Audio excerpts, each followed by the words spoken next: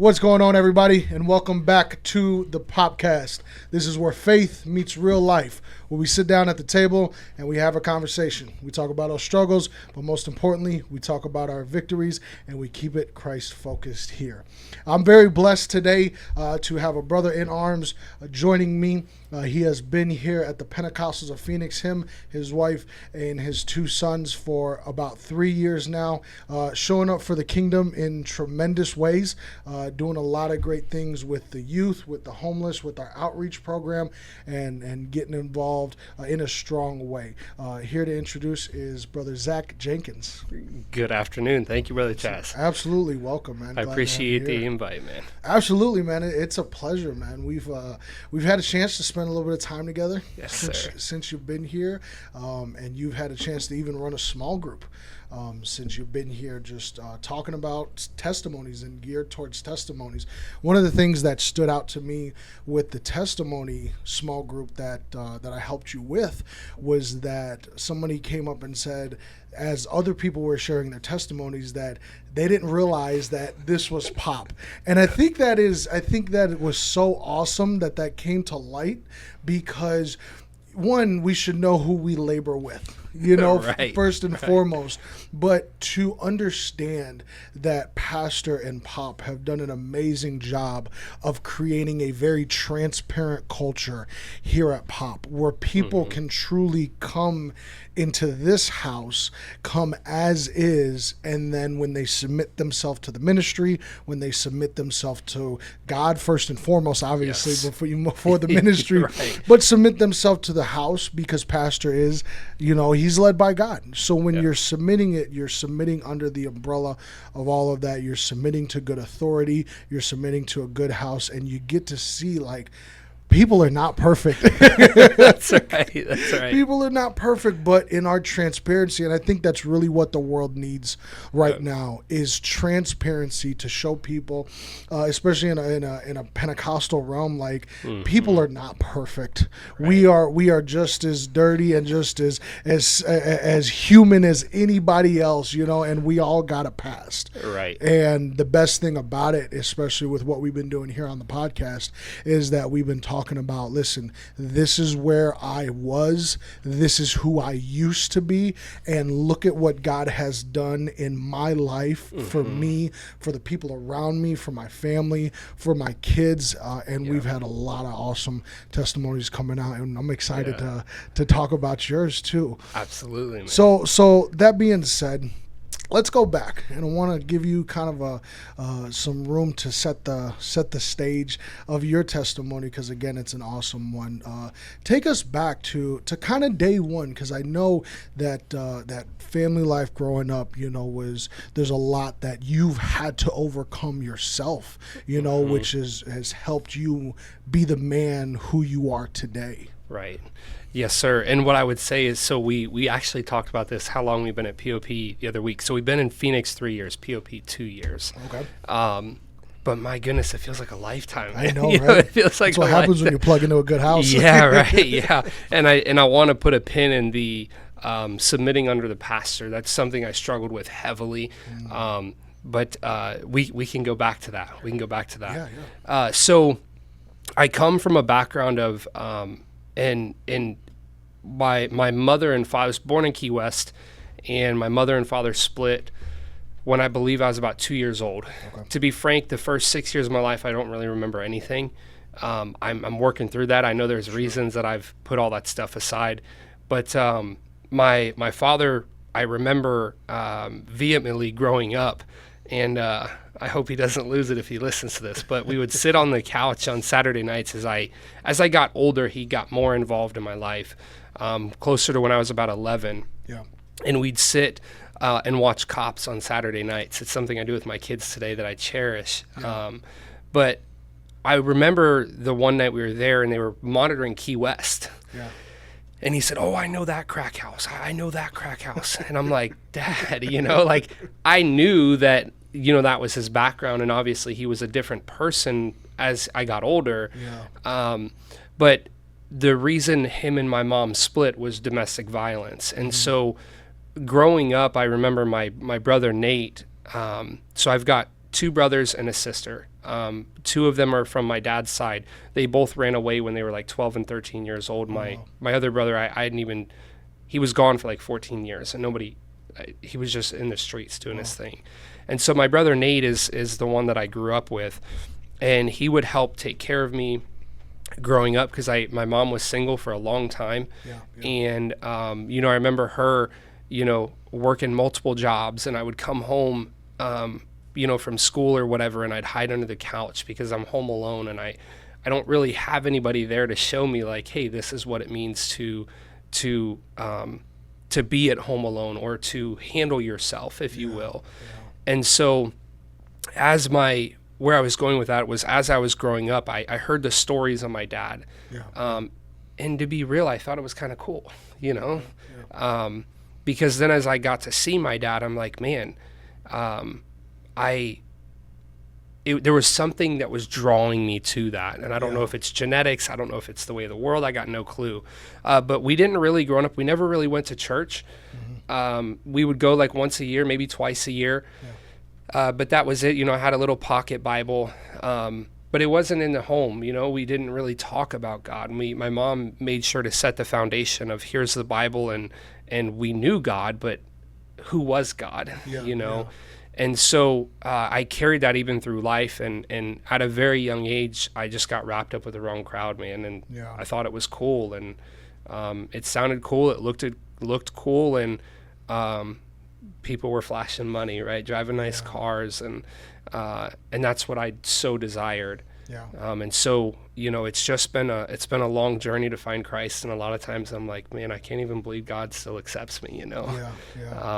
That's the beauty of him. He accepts us at our worst. He accepts us knowing everything, that we've done, even when we've forgotten some stuff. Because I remember when we were on the men's mental health podcast, you had mentioned something similar about like, okay, God, you know me and I know me, and you still love me, but he does, And I think back at that age, such a young age, we're bound to look up to our dads, and anything that draws us excitement and pulls on adrenaline and emotion is something that we can be easily drawn to. And I know the enemy uses that. So continue, brother, please. Yeah, and what I'll say to that is, my mom ended up getting married, I believe, when I was 11, if I'm not mistaken. Kayla and I were just going back and forth about how old I was.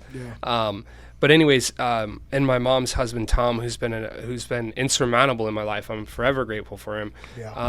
But he came into again, my mom was dating a gentleman up in Tampa, and I was at the age where I could pick up on what was going on. I could see what was happening. And the guy she was dating at the time, I'll never forget, man. I looked up to him because he, nice cars, made money, right? He was in the streets. And so, anytime we would see him, it's like, hey, here's money, go do your thing. And I'm like, oh, cool, just kind of do whatever.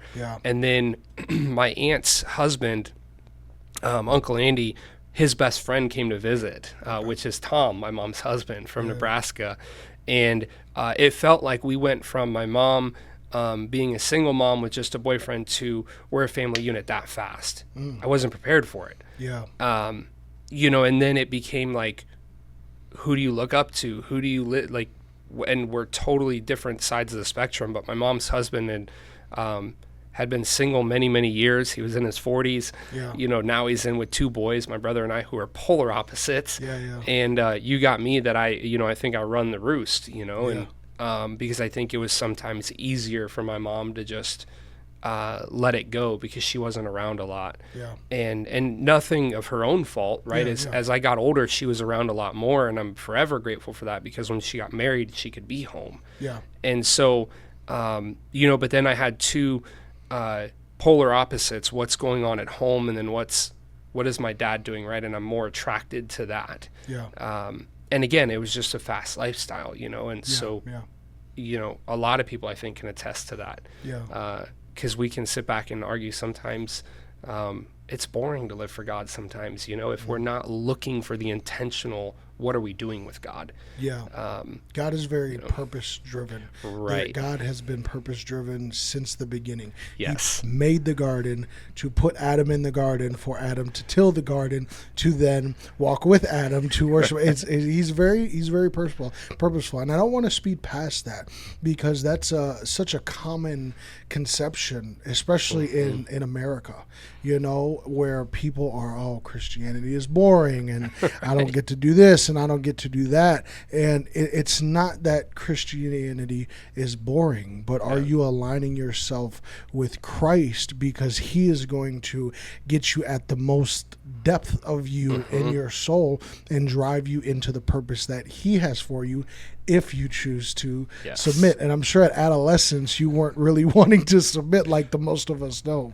No, and it was the school I went to in middle school is really when things began to move at a very rapid pace, and I, hormones are kicking in, puberty, you got all this stuff happening, and it was just the people I chose to hang around, and then there was a lot of gang activity at the middle school, and so again I'm attracted, I'm drawn to it, and then girls and who's I just to be very real, it was like a whoever's body count is the most is the best, and go ahead, bro. whoever can fight the most people is the best, or whoever has the most of whatever is the best, and so you're drawn to that.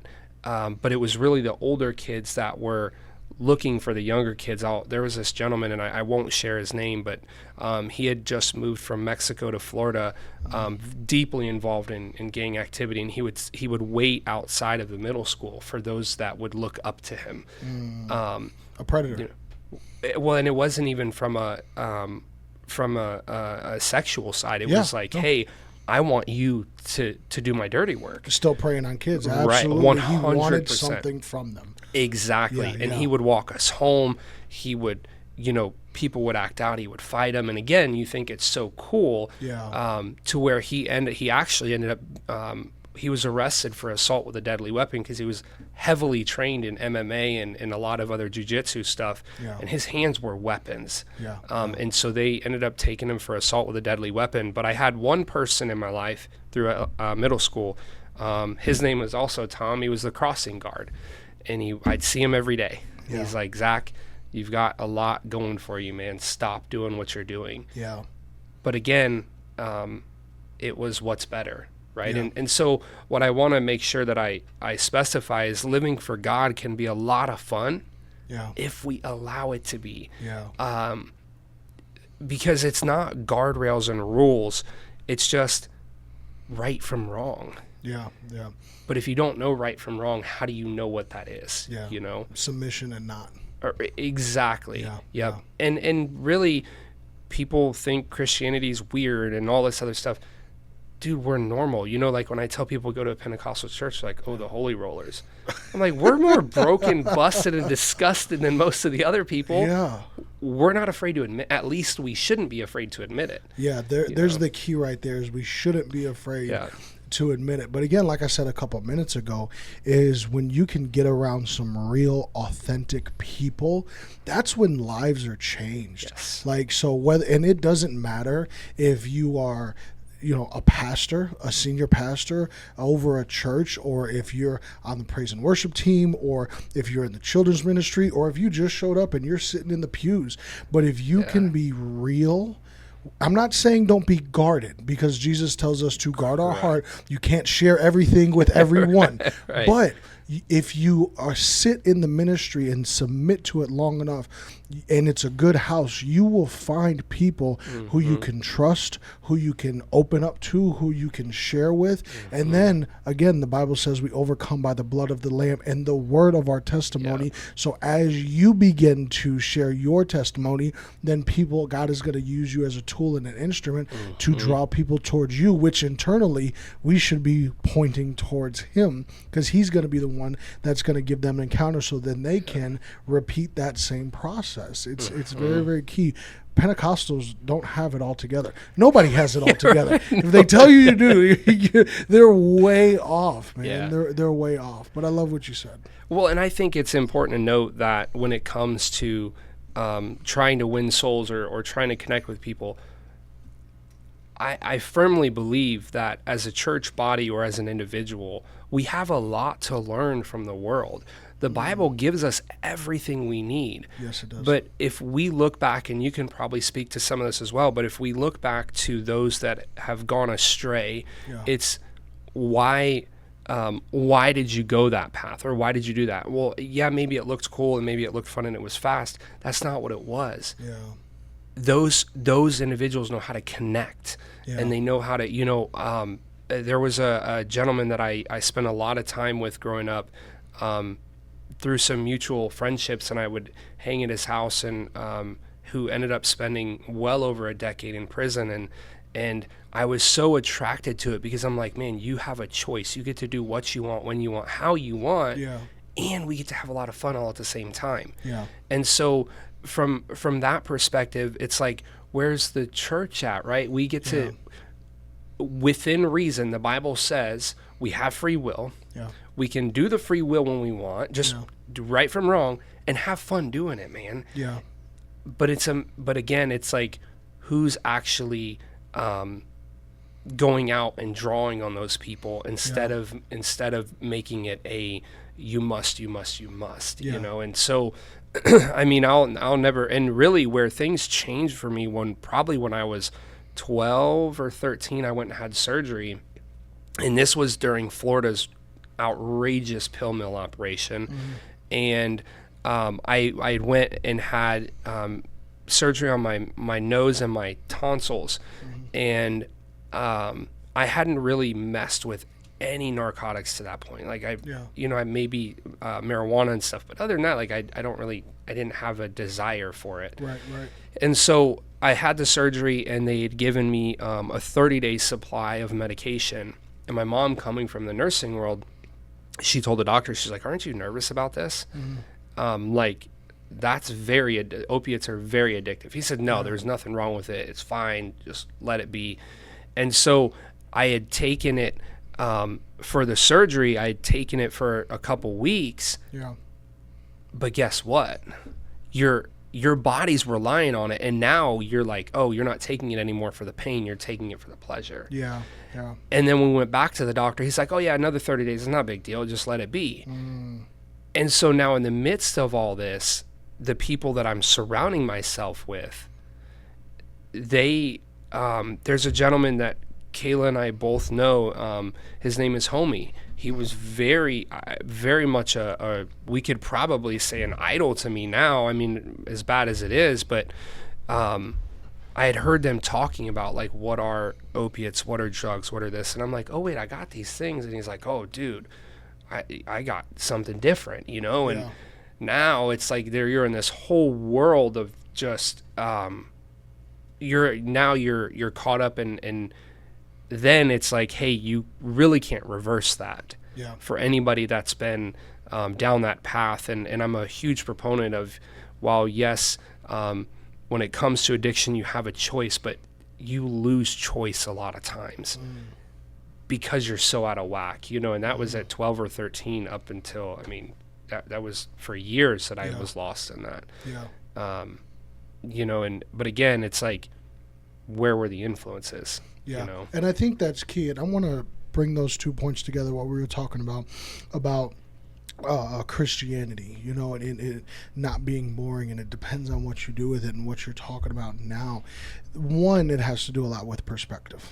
You know, is the perspective you're seeking it through. Like, okay, are you looking at Christianity as this, oh my God, I'm going to be restrained and I'm going to be in handcuffs and I'm not going to be allowed to go outside, and, you know, I'm not going to, it's just church and home, church, work, and home, church. And that's not the case. Again, like you said, there we do have free will, but there is restraints. Jesus calls us to a life of separation. Paul commands us to live a certain way, and he even commands us to live live a certain way where we're not causing other people to fall. Even Jesus spoke about it, that if you cause another believer to fall, it's better that you're tied up and thrown into the sea with a millstone than you have somebody fall. So there is that component to it as well. But then the influence aspect, and I love what you said, that you had people in your life that you saw that they can influence people. We are given gifts from birth. What we choose to do, here's that free will aspect, what we choose to do with those gifts matters, because if we are not purposeful in using those gifts for Christ, you best believe that the enemy is going to come in and he is going to influence, or like you were just saying, putting people around you that will influence you to go a completely different path. And that is why it's so important that we do open ourselves up and say, look, I used to be this person, and look what Christ has done to me. Because like yourself, who was taking opioids for 4 or 5 years is what it seems like, you can relate to the people who have battled that struggle where it feels like complete darkness. And I do believe that you don't have to have something as extreme as a testimony like you or I, where you're battling opioids. You know, I was battling a lot of things and or battling a court system. You don't have to have an extreme testimony like that, but you have your testimony, and you have your testimony that you're called to reach somebody who has a similar testimony, you know. And some of the most well put, perfect people that look on the outside, they got some testimonies, man. But again, if you're humble about it, and if you're willingly putting your testimony or your gift or your purpose to you, submitting it to God, seeing things through the lens of Christ and saying, I went through a lot of bad things and it was horrible, but for whatever reason, God chose me to go through those things. And that's between you and him to decide, you know, or for you to figure out with him why you had to go through those things. Because I think that's a common thing, is like people look back at their lives and they're like, why did I go through what I went through? Like, I didn't want to go through. I'm sure you, looking back at it now, you would have chose a different path in your adolescent years as a boy, you know, being addicted to opioids, you know, but for whatever reason, God's plan is perfect. And when we don't hold a grudge about it, because I think a big thing is, and I know you don't walk in it, but one thing that I think people do is sometimes they hold a grudge over their past, or even with what God had brought them through. But that perspective, the willingness to submit to him, it's still free will, and putting your life in purpose and him and living in purpose is where things start to shift and start to change. So as you're going through that adolescence phase, did things change for you, or did it continue course, you know, into your 20s? Because I know you've known Kayla, your wife, since you were in high school. So how did ninth grade? How did all that happen? So this is an interesting one, man, that I've never shared. So I walked into Mr. Holtgren's class. If you're listening, I appreciate you. He pulled out some stuff in me I didn't know I had. But anyways, I walked in to Mr. Holtgren's class, and I was a terror, man. Like, I was like, at that point, I didn't care. I thought school was stupid. I didn't need to be there. I was there for one reason, which was to know people. That's it. And so I walk in, and there was like a square table, and it was this young lady named Cora, Kayla. And then I was walking in, and I looked at her, and her and I at the same time were like, ooh, we're going to get married one day. And so why? I don't know. You know, it's just that instant connection, I guess. But through those years in high school, I dated the same, I believe I was in sixth grade. I had started dating a young girl, and her and I spent about a year together. I guess you could say, I don't know, it's not even the first love. It was just what is life, trying to figure stuff out. Sure. And obviously had taken that relationship way too far, just way too far. And so by that point, I was like objectifying women. I'll just be very real about it. And so I knew there was something different about Kayla, but I didn't know what. And so I was like, hey, we knew that we would get married, but we didn't know when or how or even why. yeah, I didn't know why. So we can still say to this day, we were best friends. I mean, and there was no, there wasn't even like a, hey, trying to be in a relationship or anything. And a lot of it, I look back now, it's probably an excuse, but I'm like, I did not want to hurt or harm her. And so I kept the guard there, if you will, and did not actually go into a relationship. Almost protecting her from yourself. Right, because I was still busy. I was like, I'm trying to. One thing I would hate, and I'm so glad that she's super gracious with me on this, but like the rumors, right? Like, oh, Zach was doing this weekend with this person, that person, this person. I didn't want her wrapped up in all that, right? And so, anyhow, we were very, very close through high school, and then it was like right around 11th grade. And her father actually liked me. That was the craziest thing about it, because he didn't like anybody. He liked me. I don't know why, right? Does he still like you? Yeah. Robbie loves me, dude. Yeah, he, and so we were allowed to hang out, and so she really was a crucial part in me getting through high school. Awesome. She helped me in many, many areas, and so I believe it was 11th grade.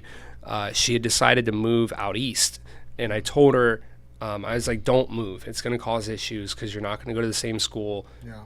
And so, again, looking back, it was a control thing. Like, I recognize now what it was. Sure. But she was leaving that, and I don't want to share too much, but she was going to stay with her mom for a while. For sure.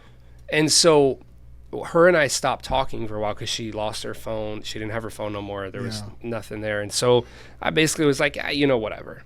Right? Like, I wrote it off, and I would call her, and or we would email via text. I still have the text on my phone. She would text me through email, because I don't know if you still can or not, and she would message me a little bit back and forth, but we didn't really do much. And so I was still really at a point where I had a love and desire for her, but I wasn't sure what to do with it. And so I ended up, she would say, hey, we're going to hang out. I wouldn't show up. Her mom hated me, dude.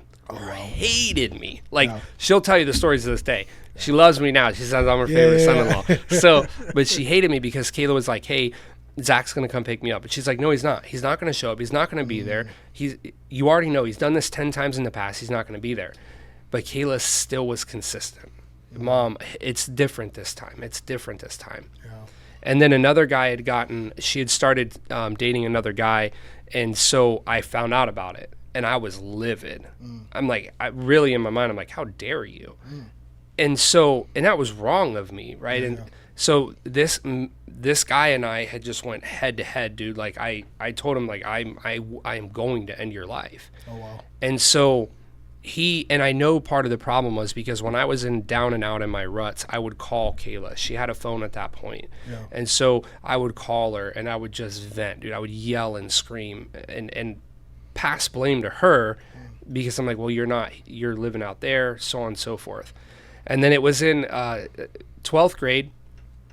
It was on Halloween weekend. There's a big, it's called Hunsader Farms. They do a big haunted house ordeal, and I saw Kayla on the TV advertisement. Okay. And I'm like, oh, she's gonna be out there working. Yeah.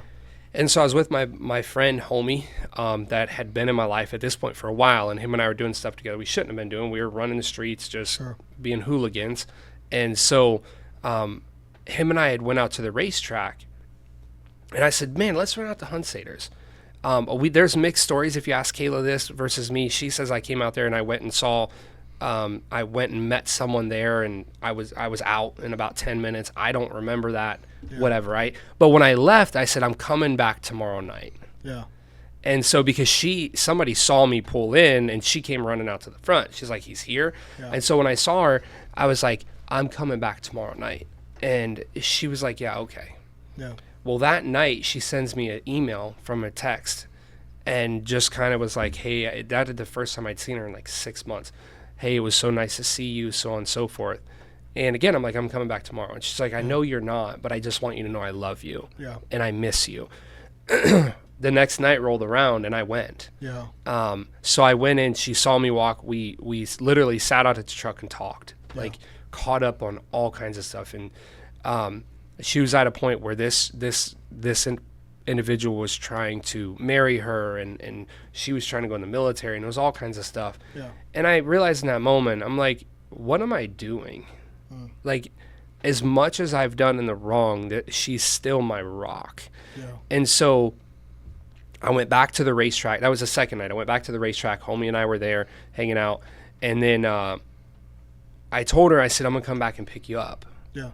And she's like, okay, whatever. Yeah. Okay. And so I did, though. Yeah. I followed through. I went and picked her up.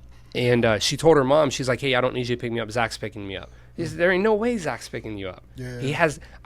According to her, which again, I don't remember a lot of this, but I hadn't shown up for like any of the times that I said, hey, I'm going to be there and pick you up, so on and so forth. Yeah. And so other than maybe once or twice, but I showed up that night. Yeah. And her and I had a chance to talk. I mean, we talked for hours, man. Just Was that a turning point for you? It was huge, man. What were the biggest things that you recognized about how you were living that made you realize, like, okay, something has to change? So I wouldn't even say at that point. I realized something had to change. Okay. I was just like, I don't know what it is, but I need you. And it was a deep sense of just need. And I was dating another girl at the time, and I was confused. I'm like, what is happening? And so, because again, through those years, it was all about who do you know, who are you dating, what are you doing, so on and so forth. It wasn't, that's what it boiled down to. And so I think what I realized in that moment truly was, I knew if I don't act this time, I'm going to lose the opportunity. Yeah. And her and I had there, and I, as far away as I was from God, I knew God was he was in the midst. I didn't know how, but he was in the midst. And so for her and I to know when we met, like, hey, we're going to get married one day, I knew there was a reason for that. Yeah. Maybe some of it was being afraid, I don't know. But what I recognized in that moment was, like, of all these other girls that I've dealt with and talked to and all this stuff, which to this day, man, just absolutely disgusts me. Like, it really, truly disgusts me. But this was different. Yeah. And she still was like, I love you. Yeah. Like, did she go to church? Was she raised up in church? She was raised up until I believe 12 or 13. She went to a Pentecostal church. Okay. Left the Pentecostal church because old school Pentecostal, she's like, oh, I can't do this, you know. Sure. But her grandmother was faithful. Okay. We often laugh. We're like, if there's one person we know for sure is going to heaven, it's her grandma. That's funny. It's and so, but it was different, and I think what it was I realized she actually had a love for me. I didn't have a love for myself, and so I could feel that love. Yeah. And I'm like, man, I'm longing for that. Yeah. And then things progressed rapidly from there. Yeah.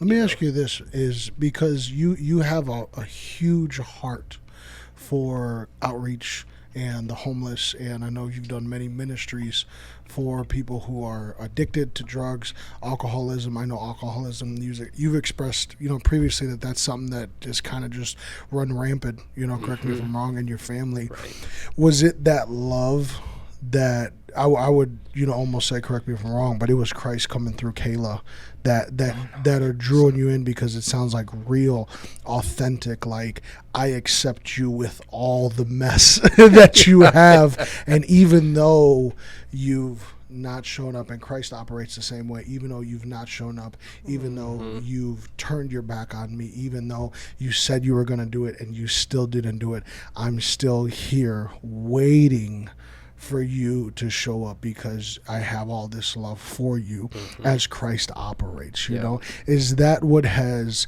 being in that state of, because it sounds like there's a lot of emotion that's coming through an addiction, as opioids, addictions operate in a lot of the same ways, whether it's opioids, whether it's alcohol, whether it's food, whether it's, lust, women, gambling, whatever it may be, it all operates the same way, in a sense of, it wants to fill, you want it to fill a void that you're lacking from somewhere else, and you want to use this vice to just feel good, even if it's only for a moment. So now fast forward, you're on the other side of all of that, and is that what drives you to the outreach and outreach the way that you do, because you are on the other side of it and you see that people, you can have an authentic appreciation, I would say, or an authentic empathy would be a better word for the people who are battling homelessness, addiction, different things like that? I would say yes, because I often, something that I will say forever is, I began to learn what God's grace was because of Caleb. Because as we got married, and as we got married and tried to do this thing that we call life together, right? Yeah.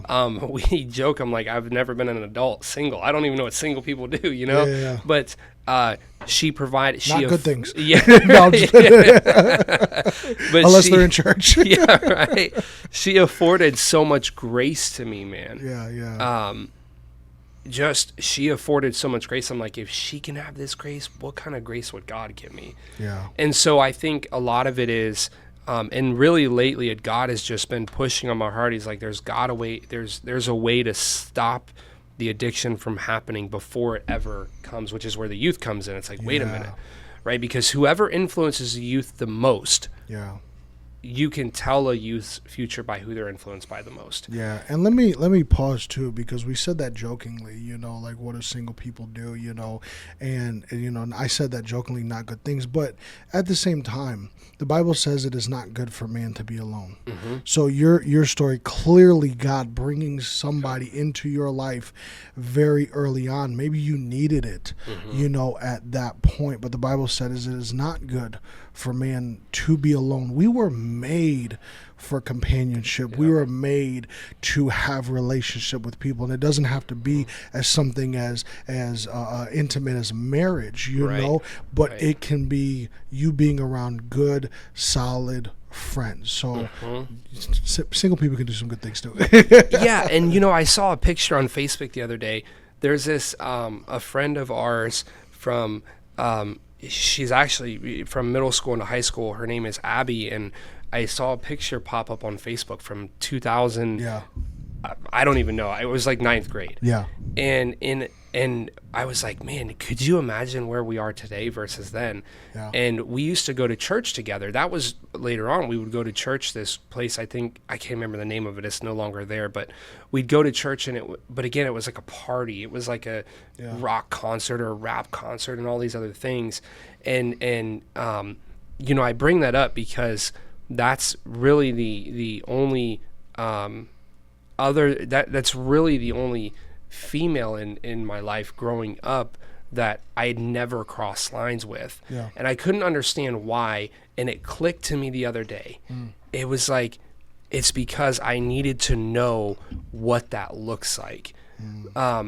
But again, going back to what you were saying around the relationships, people have a misconstrued viewpoint on what is a relationship. I often tell guys, I'm like, hey, you need a small group of guys you could be intimate with. They're like, what?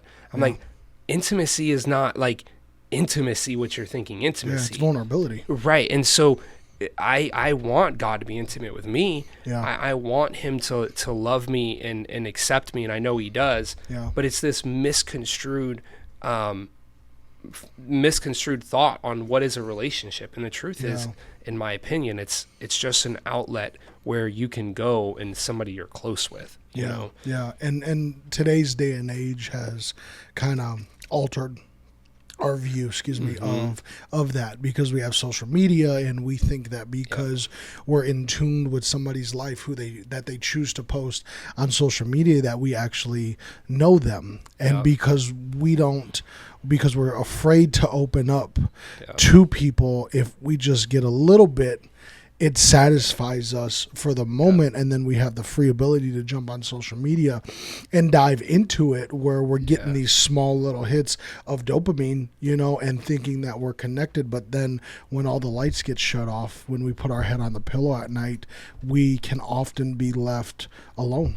With our own thoughts. And Pastor has said it best. It's not your own thoughts isolated in your own area with just you. It is not a good place to have, especially men. Men need somebody who they're accountable to. Men need people in their life that they can bounce ideas off of. Men need people who they can call and just be like, bro, I need a vent right now, or I need some advice right now, or something. I'm sure women need that too, but we need companionship.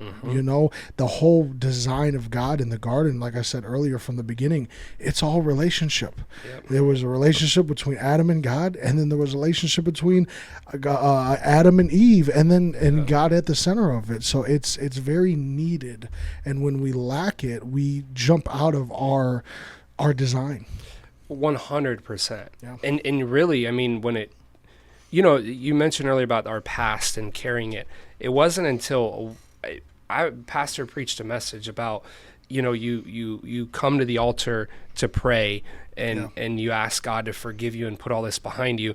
But when you walk away, you carry the same crap that you brought up to the altar, because your past is literally dragging you. And I'm like, and it clicked for me in the moment. I'm like, there's so many times that I've prayed and asked God to just release, get off of me, get away from me, all of this junk. Why at that point, I'm like, why have I said the same prayer 5 times? If I give it to him once, he'll take it. I don't need to keep giving it over and over. And one of the primary reasons for that is always because, and through our years of marriage, Kayla and I just celebrated our 13th wedding anniversary, and I look back, I'm like, dude, it feels like it was that fast. But one thing that I was afraid of for many, many years, at least up until I really began to learn who God is and get close with him, is I always felt like I was in competition.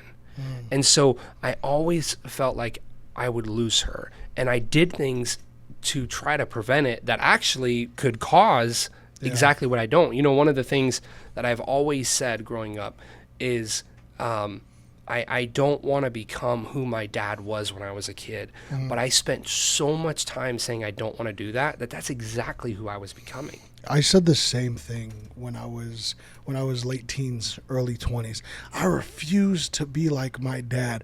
One revelation that I got, because somebody had there was a gentleman in the church who said, why do you try so hard not to be like your earthly father instead of trying so hard to be like your heavenly father? And I thought about it, and I place honor on my dad, because we have a great relationship now, but he's only human. And in comparison to God, why did I set the bar so low? Because as long as I'm not this, am I really going to be satisfied? Right. No, you're not going to be satisfied, because, again, going back to that purpose, God has that purpose for you. So when you are trying to reach his expectations, again, we fall short of the glory daily, but when we are constantly walking with him and pursuing relationship with him, the bar is set so much higher, and there's grace in that process. And that's saying, I love what you said about the altar, because people do. We go to the altar, and then we're back at it again on Monday. And it's like, God, and God's going to be there again when you lay it back down at the altar again. But it's like, at what point do we get off of the hamster wheel? You're right. At what point do we take accountability for ourselves and like, look, this is what I'm battling, this is what I'm going through, or this is what I've had to overcome. I'm going to make real effort to have victory either over this thing, through this thing, or I'm going to be so focused on God, which ultimately that is what's really going to do it for you, is by you pursuing God. Because when we're in our human state, when we're in our flesh, sin is always going to be around us, whether we choose to engage in it or not, is where that free will comes into play.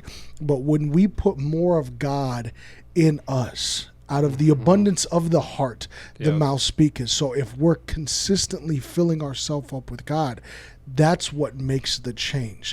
I'm sure people have heard it too, but I'm sure you've heard it as well. There's a new study out that says that how effective reading the Bible is and how often you need to do it. Because if you read the Bible only 1, 2, or 3 days out of the week, you're not going to see changes in your life or in yourself. But if you get to reading the Bible 4, 5, and 6 days a week, you are spending time with God, getting that word in you, that's when you're going to see yourself start to change. That's when you see that light starting to shine through you. Yeah. So I know before that light started shining through you, there was still a little bit of process that you had to go through. And one thing I want to say last on that is there was a saying I heard a preacher say one time where if you can't pray it away, if you can't prophesy it away, if you can't rebuke it away, and it's still in your life, then God still has something for you to learn in the midst of that process. And we see that throughout the Bible. We see it with Job.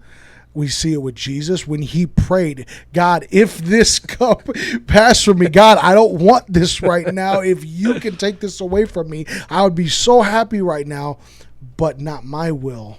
Your will be done. Speaking to, okay, I recognize that I can't just shoo this away. This is something that I have to go through. So talk about that, brother, if you feel, if you care to share about what you still had to go through to kind of become the man that you are today. So the turning point for me was, and I've had some amazing guys in my life through, especially when we were at Fort Hood, I had some just amazing guys. But again, the lifestyle that they live was like, do I live that? Do I not? And so there was a turning point for me. I had woke up one morning. We had just had a party in our house. We're living in Texas. I had woke up one morning. It's like 10 o'clock in the morning, dude. I was being a bum on the weekend, sleeping until 10, 11, 12. And Kayla was gone. I'm like, I didn't know where she was. Yeah. And so I'm calling her. I'm frantically freaking out because I can feel the energy in the home is different. Something's wrong. And she told me, she's like, she basically said, like, I'm going back to Florida. And I was like, oh, no, you're not. No, you aren't. We promised to do this together. You're not going anywhere. And I was like, I'm going to change. The same stuff. So she had reached a turning point. She did. Yeah. And so I realized at that time, like, I needed to do something, but I was afraid. What do I do? Where do I go? Who do I go to? Yeah. All of the people around me are doing the same thing, and so that was a turning point for me. And then I began to realize, like, hey, sometimes we just need to face certain things, and just kind of go head on. If I would have known God then, I would have been jumping for joy for what I was going through, man. Wow. Because now if I hit trials, I'm like, ooh, thank you, Jesus, because I got something, Consider there's it pure joy. Right? There's the testing of your faith. Yeah, there's something happening here, Yeah. And so even then, as I was away from the drugs, away from the alcohol, really trying to change my life, there was still inside of me, I felt that there was still a lot of shortcomings, and I couldn't figure out where I was going wrong. I'm just like, I'm doing everything I know how to do, but I'm not doing enough. Yeah. And Kayla would say, no, you're doing fine. I'm like, I know I'm not doing fine. There's no way I am. Yeah. And I didn't know, we were in Pastor's small group about the healthy marriages, and I asked the question. I was like, if you've never really had that perfect godly marriage example, how do you know you're doing it right? Yeah. And it opened up conversations for just keep trying and doing this and doing that. And the question wasn't more of a, hey, I'm misfiring. It's more of hey, we can look at the Bible, but I was joking the other day, I'm like, I'm gonna write a book on how to be the perfect dad. And I was just purely joking. And God's like, the Bible. Yeah. Like, oh, dude, perfect. It's already there. I'm like, holy crap. Number one best-selling author. Yeah. I'm like, how to have a perfect marriage. Yeah. God, in the Bible. And I'm like, it makes total sense. But I say all that to say, the process that we had to go through as individuals was, I think there was a lot of years where our marriage the growth was stunted. just because I was stuck in my ways. Yeah. And Kayla was trying, she'll tell you to this day, she'll say, I had to learn how to love a whole new man. Wow. And the challenge for that, man, is like, it's a radical change. Yeah. And it's not that I changed, because my heart has always been the same, but my energy was going elsewhere. Where am I putting my heart? And so the process of really trying to understand, like, how do I love and cherish what God has given me, and also try to do everything I can to not do wrong. And I thought for a while, before we came into the Pentecostal world, like, we were going to a mega church. I was teaching at Sunday school, all this stuff. But then I was with the guys right afterward, right? Like, and so was there change? I'm like, well, hey, God, I'm doing the thing, and I'm doing the thing, and I'm doing the thing, and things are great. And then but again, there was more there, and I couldn't figure out what. But I'm like, oh, hey, we're doing good. We're in church. We had never been in church as a family before. And Kayla was vehement, like, well, I'll never go back to a Pentecostal church. It's not happening. And so, however, when God brought us to Florida, we ended up going to her grandmother's church for a little while. And I began to learn, like, ooh, this is what it feels like, and this, but I didn't really want that at the time. I was more focused on what is it that I want. Even though if you ask us through our whole marriage, we've moved a lot, and every time we've moved is because God told us to move. Even though we weren't in church, I can tell you God is like, go. And that's why we would go with such confidence. When we moved, not to get off track, dude, when we moved from North Carolina to Georgia, I didn't even know. I was not expecting to go down there. And so I had stopped working at that job that I was at, and I said, there's 2 jobs I want down in Georgia. One was a management position for a trucking company. And at that point I was 20-something. I should not have been, like, I was young, right? I'm not, to my eyes, ambitious. Yeah, exactly. And the other one was a truck driving job, because I had my license. I had my CDL, and still do. But we got there, and we met this landlord. It was in the middle of, a gravel road, 9.5 acres, nothing but family that lived on the road. And we check it out, and the lady's name is Dawn. And we get there and like, oh, we love this house. And it's a big modular home, a bunch of land, so I can go out there and just enjoy myself or do whatever, raise the boys the way I want to out in the country. And we're like, all right, we're going. And so I say all that to say, like, when we got there, we moved in. We had no furniture. When we moved in, the next day I got a rejection from the one job. Oh, wow. And Kayla's like, what are you going to do? I said, oh, I don't know. I ain't figured that out yet, but I'm loving life. We're living in a house with no furniture, because at the time, we lost our house we were in. Oh, wow. So we literally, everything we owned, pretty much gone. Wow. Due to the landlord not taking care of the home. And so we were starting fresh. Wow. And I mediated with the landlord, and thank God that he gave us a little bit of money, but it just covered us to move in. And so I was like, it'll be okay. And so I sat around, I waited like a week and a half. It's still nothing from the jobs. And I'm like, oh, I'm getting nervous. And then I said, I told Kayla, I said, if it's not meant to be, I won't get the job. Whatever. And we'll figure it out. I was like, God will be in here somewhere. He'll figure it out. The next morning I woke up at 6 a.m. Hey, Mr. Jenkins, just want to let you know we've accepted your application for the supervisor position at the trucking terminal. That's awesome. And I'm like, oh, dude, this is amazing. And so, again, we weren't in church. We had nothing to do it. But I really believe sometimes people that are out of the church have a better prayer life than the people in the church. Really? I really do, because dude, the amount of times I prayed when I was out of church was crazy. When I started being faithful in church, I have to remind myself to pray. Because we try to mask our ministry with the relationship with God. I don't know what it is, or we think we're good. And so it still boggles my mind, because I would pray like I pray, and then when we went into the first Pentecostal church, prayer became almost how do I say this carefully? a requirement. You must be here at this time to do this and pray. Sure. And so I'm like, oh, well, I'm doing it, right? Yeah. And so, but I really firmly believe, I would love to see a study, if there is one out there, and if anybody looks it up, find it. What is the average amount of time that someone out of church prays versus someone in church? Yeah. I really would love to see it, because I've got people that don't go to church and they pray every day. I think it's a matter of the heart. Mm-hmm. It really comes down to a matter of the heart. And even highs and lows. You could do it with highs and lows. You could be so low that you're praying every day, multiple times a day. You're warring in the spirit. But then you get on high, you get the job or you get the house, where everything's looking good. And then you forget to pray or you forget to read your word. We all fall short of it, or we all can succumb to that, authenticity. To have that relationship with Christ is very, very key.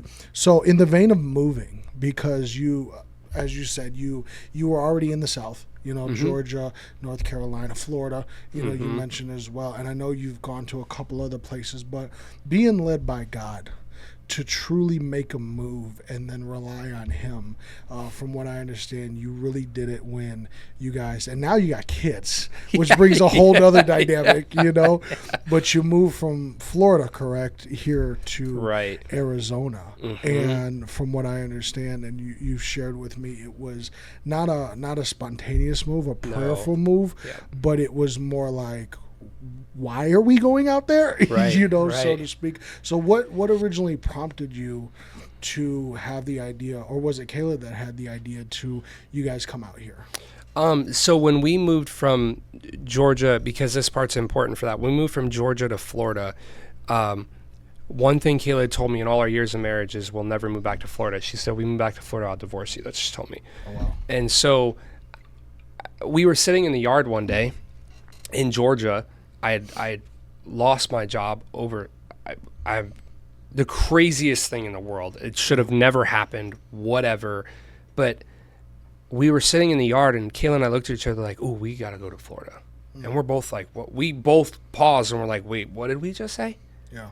And so we couldn't figure out why, because we didn't have a place to live. I didn't have a job. I'm like, "We're gonna go start a business. Let's just go." I was literally gone 3 days later on the way to Florida. Oh wow. And so we know now why. It's because her grandmother passed away very shortly thereafter, and we got to live with her grandparents, and she got to spend time with her grandmother, and we know exactly why God brought us to Florida, and her grandmother's a crucial part in why my family unit is in church today. Oh wow. And so we had been in Florida growing the business for a number of years, and we had met a gentleman at a business event, random, out of nowhere, and hey, I serve the homeless here in Arizona. And I'm like, oh, that's cool. Yeah. Whatever. And so, but when we were in Florida, we had started going to a very small apostolic church. And that's where I learned truth. I was baptized and filled with the Holy Ghost. I learned ooh, this is a good stuff, Yeah. And so it's life-changing stuff. Yeah. For sure. I'm like, this is the good stuff. A real encounter with Christ. Right. Yeah. And so, and it was scary to do that big change, it was scary. Yeah. And so, we were there, and I said, and Kayla and I decided to come out and visit Phoenix. We were serving the homeless out here, and absolutely loved it. So we had taken 7 trips out here that year, and 2 of them I brought by myself. I believe 2 or 3 of the kids came, and then the other ones Kayla and I came. Yeah.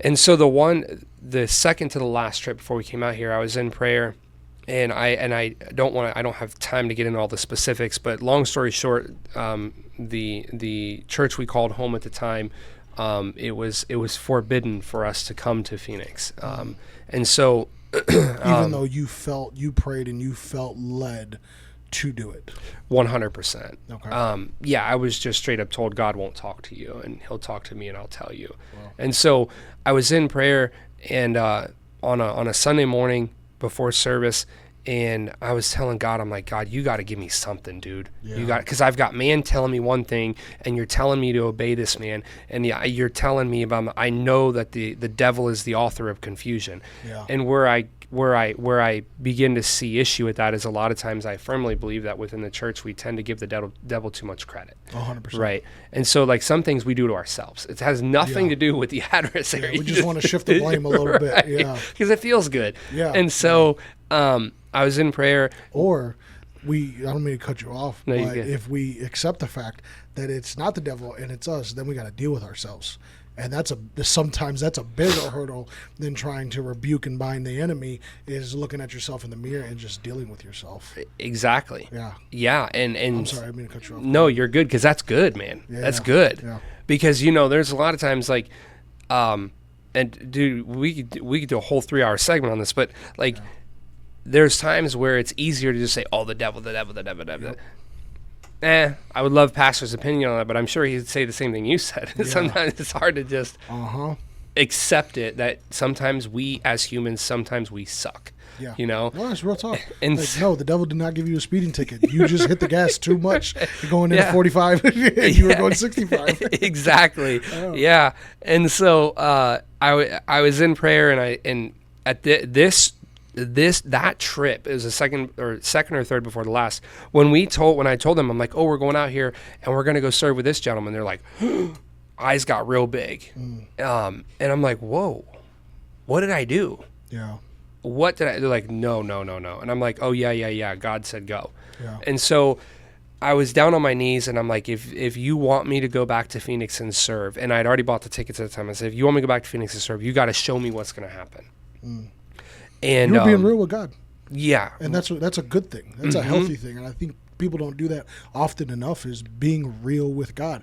And that goes into part of dealing with yourself, is you need to get in the face of God and deal with yourself and be real with him. Yeah. And there's times I haven't even been nice, like I know that it's wrong, but I'm like, you've got to show me. And so I had this, I can still see it to this day. I had this vision. This young girl had gotten out of her wheelchair dancing in the streets. Yeah.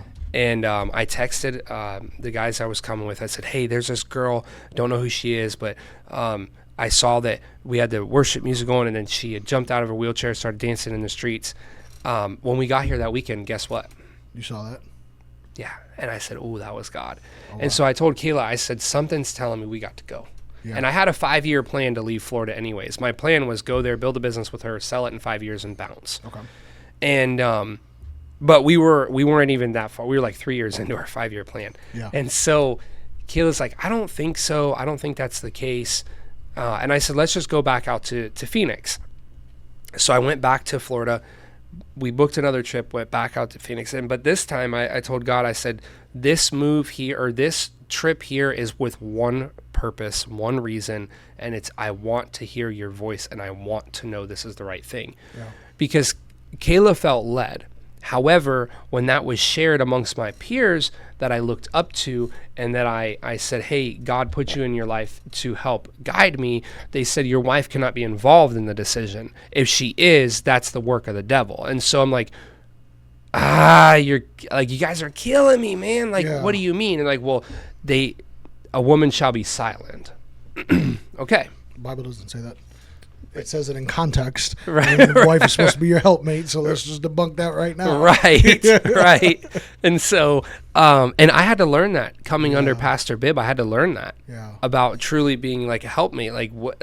So, so I was shocked. But anyways, we got our tickets. The kids stayed home at the time because we had one purpose. God, we need to hear your voice, see your voice. You need to do something on this trip. Yeah. And so we come out. We had been here 4 or 5 days. That night, we had served the homeless. We had picked people up, went to the river, baptized them. They were filled with the Holy Ghost. That's awesome. I mean, there was just a party going on. Yeah. And there had been a shooting the night before. And so we were like, oh, we don't know if we're going to go back because of that. There was a shooting that night downtown. And so on our way back, we walked to the river. We had a gentleman in a wheelchair, so we were trying not to. Yeah. But we went all the way back. On our way back, Kayla broke down in tears, man. And we had been in a Pentecostal church at this point, filled with the Holy Ghost, like really living for God. Our kids are living for God. We are doing everything in our power to grow closer to him. Yeah. And our way back, she broke down in tears. I looked back and I didn't think anything of it. I'm like, whatever. And it was 11:30 at night. Our flight left at 5 a.m. the next day. I mean, we were out crazy late, serving out in the streets. And the reason we were gone so long, we were baptizing people and trying to find out where do we do it. And so I asked her on the way back, I'm like, what's wrong? Yeah. I could feel something was not wrong, but something had shifted in her. Yeah. And so I know that the Bible, and I believe it's also Paul that talks about be mindful of superstitions. Yeah. And so, long story short, on the walk back, her prayer for coming, I just told God, I said, however you're going to tell me, you just need to tell me. Yeah. I didn't really give him a reason on how to tell me or not. I was just like, you're just going to tell me. But you were seeking him. You were 100%. genuinely seeking God. 100%. And when you seek him, he shows up. Yes. But at that time, I was so conflicted. I didn't know how to ask first, because this is why I was so conflicted. When I prayed and I said, God, I need you to share signs, the statement was made, if you prayed out loud, the devil heard your prayer. Yeah. And the devil will answer that prayer.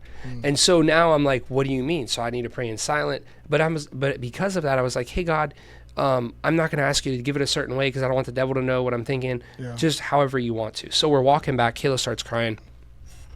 We get back to the room. I was like, what happened? And she looked at me. She said, we're moving to Phoenix. Wow. I was like, whoa. Like, let's ease off of it.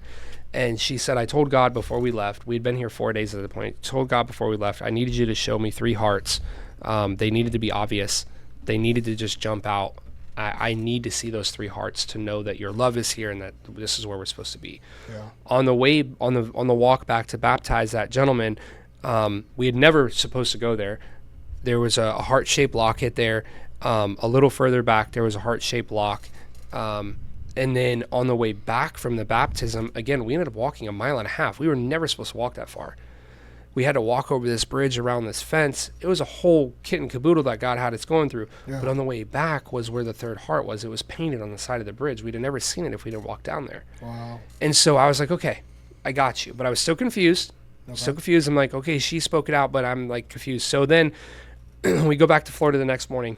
Yeah. And I tell God, I said, I told God, I said, I'm going to challenge you. I said, you want this to happen. Slightly dangerous. Very dangerous. Very dangerous. I said, you want this to happen? Yeah. You plan the logistics. Wow. You plan the sale of the company. You find the home. I literally, in my prayer, said, God, I'm not doing nothing. Wow. And I don't encourage anybody to do that. Yeah. That's bad. Yeah. Really bad. You tipped on some lines there.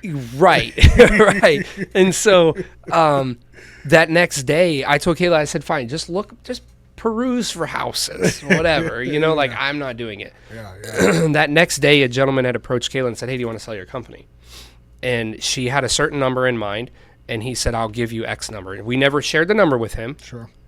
And so he knew the number. He's like, this is what I'm willing to give you, and I'm willing to give it to you without any issues. Yeah. It's cool. Let's start the paperwork. Yeah. And we had just started another company before that, and I told God, I was like, this is going to be a nasty break.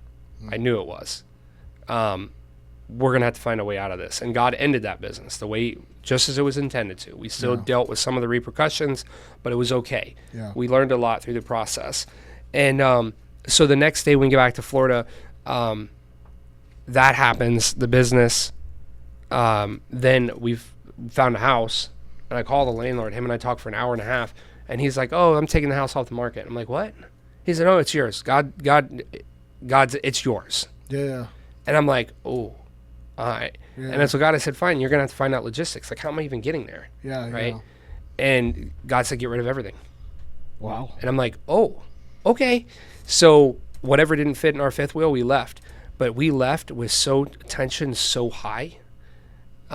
Because we were told, like, you're going to be back here in 2 weeks because this isn't God ordained. From the church that you left. Yeah. And so, like, for me, we had zero plan. When I say we had zero plan to come here and zero plan of how are we going to survive, zero plan on how are our bills going to go up more than 2.5 times, and I have zero source of income. Well, we did.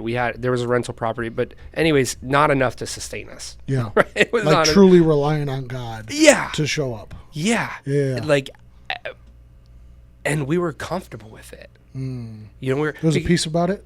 oh my good, I've never felt peace like that in my life, man. Wow. And so like we were worried about moving from our house. Oh, that was the other thing. The house we were living in. So again, this is why I say don't challenge God. It's dangerous, like you said. Yeah. Like the house we lived in, right after we got back, the landlord came back and said, I'm selling the house. I'm like, oh, I'm buying it. She's like, oh, no, you're not. I'm like, what do you mean, no, I'm not? Yeah. No, you're not. And I'm like, we've lived here for a couple of years. We love the house. Like, what? She wouldn't literally, there was nothing we could do. And she basically was like, you guys need to go. You have 30 days to get out. Wow.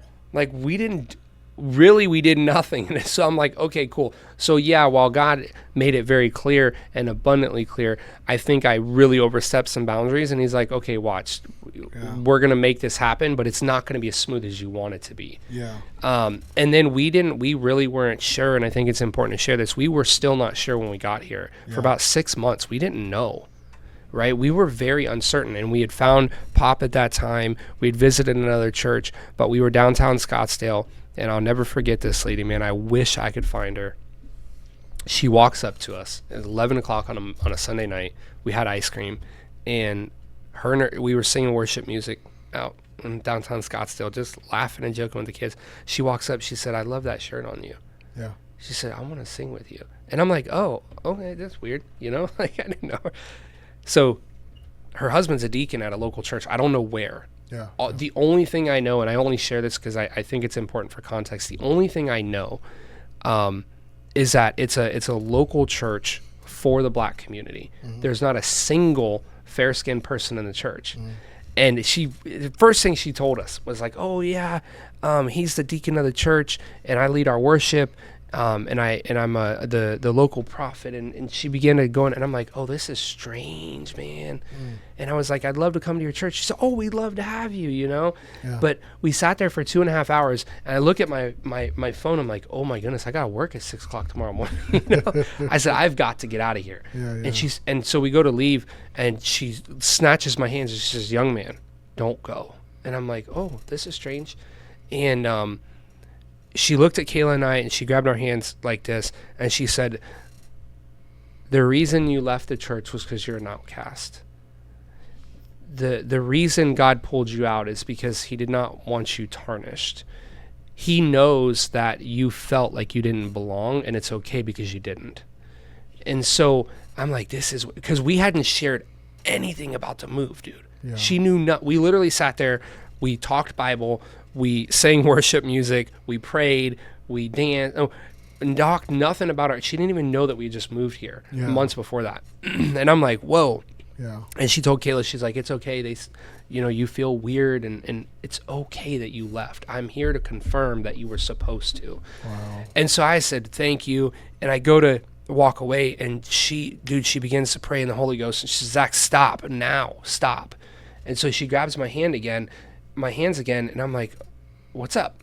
And she said, I want you to. So 3 months before we moved from Florida, I was awoken from a dream that I'd been shot and killed, and shaking and sweating. And so then she tells, when she grabs my hand, she looks me in my eyes, she says, God said that the reason he pulled you out of Florida was to save your life. Wow. I said, what do you mean? She said, I don't know the whole specifics. I'm just telling you. He said, had you not left, you would not be here today, breathing. Wow. And I immediately broke out in tears because I correlated the two. Yeah. I knew exactly what she was talking about. Yeah. And from that moment forward, we knew. Yeah. There was so much confirmation. There's no way you can, because we were talking about buying a fifth wheel and traveling the country, and just like 4 months ago. And every time we'd find one that we could go buy, it got sold, like right before we go try to get it. Yeah. And Kayla's finally like, okay, I know we're supposed to stay here. Yeah. You know, and so you asked God to show up, and he showed up. Yeah, and I can look back all through my life and tell you where he showed up, you know, but I can't do that without everything to this day. I think there's two lenses that people can work through, and we can kind of wrap it up with this thought too, is you can look at your life through the lens of hurt. You can look at your life through the lens of your trauma, your addiction, everything that you've gone through, and you've gone through a lot, you know, and I think we've just scratched the surface, so we may have to have you back for a part two. But you can look through your life through that lens, or you can look at your life through the lens of Christ. Mm-hmm. And when you look at your life through the other lens, you continue to replay hurt, you have unforgiveness, you have burdens, you have worry. You live the way that God does not intend us to live. Mm-hmm. And no matter what you're going through, whether you're good, not good, if you're looking through that lens, you will always be burdened by the dirt that's in that lens. Mm-hmm. But if you look at your life through the lens of Christ, the good, the bad, the ugly, the ups, the downs, everything in between, the calling on him, the not calling on him, the running away from him. Yeah. But if you look back at your life through that lens of Christ, you see that he connected every single dot of your life to get you to the point that you're at now. Yep. And then that is what drives you to then turn, and the only reason why you glance at the back at the rest of your life and how you have lived up to this point is to say, look what God has done for me. Mm-hmm. And if he can do it for me, he can do it for everybody. Yep. And then after you turn away from that, you then make a choice to move, pursue, and live forward rather than constantly looking back. That is how we break generational curses. Mm-hmm. That is how we change trajectories of our family, especially for men, husbands, and fathers. Yeah. That is how we live a purposeful, meaningful life, walking with Christ, is we turn away from that one lens and we look at our life through the lens of Christ and give him the glory the entire time. Yeah. Brother, it's been awesome having you on here. I want to give you a couple moments to speak to some people. We'll have you back on for a part 2 for sure, because I know that we've had talks and there's a lot that I want you to be able to share with a lot of people. But I was right now, speak to the people. I'll give you a couple minutes, and I want you to encourage some people that whatever lays on your heart, whatever God puts on your heart, encourage some people. Go ahead, bro. What I would say is, and this actually ties in with the elective that God is blessing me with the opportunity to do next month. Yeah. We need to realize and understand the truth of the matter is, according to statistics, because I love statistics, 60 to 70% of the world is lost. Okay. Wow. Now, of that, what no truth? It's hard to say. We really don't know. Yeah. And so what I encourage people to think of is one of the most joyful things, and I pray to God and I thank God for our elders, one of the most joyful things for me is when I can come in this church and I can see those that are 70, 80, 90 years old jumping and joying. I'm like, I used to say, what are they jumping for, man? Yeah. Now I know. And so that is encouragement, but it doesn't matter how clean, how dirty, how ugly, any of the past. There's something in your life that will save someone else. You know, I was thinking about this on the way here. For those that have maybe grown up in church their whole life and they've never really lived in the world, I used to feel like, man, I can't connect with that person. And God corrected me on the way here.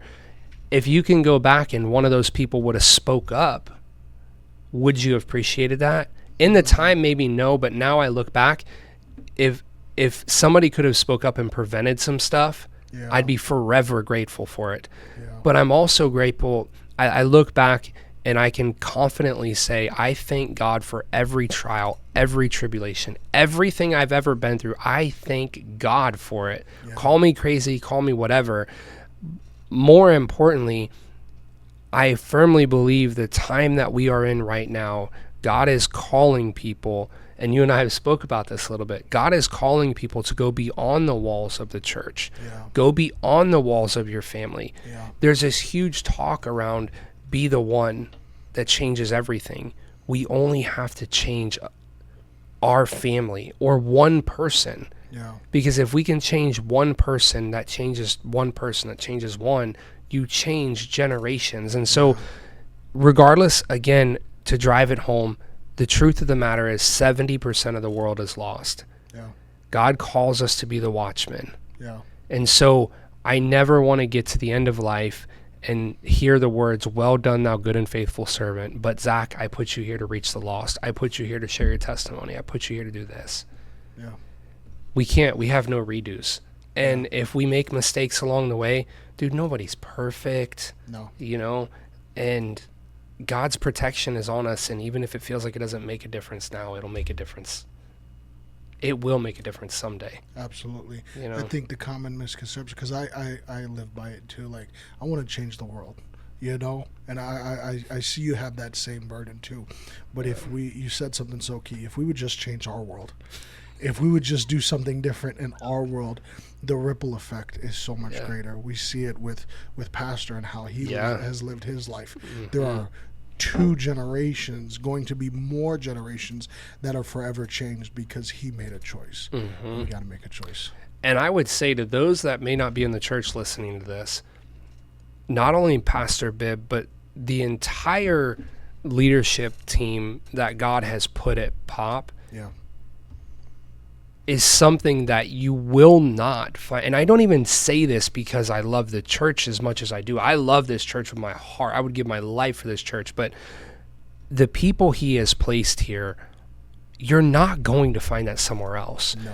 And so I challenge those that may be living far away. We were joking with a friend of ours that got a job opportunity out here today. Really? Yeah. And I'm like, come on, dude, we got a church, bro, you know? Yeah. And they wanted to move out here years ago, and they were told no, and so they didn't. And I'm like, God's opened that door. But anyways, find a church you connect with. Yeah.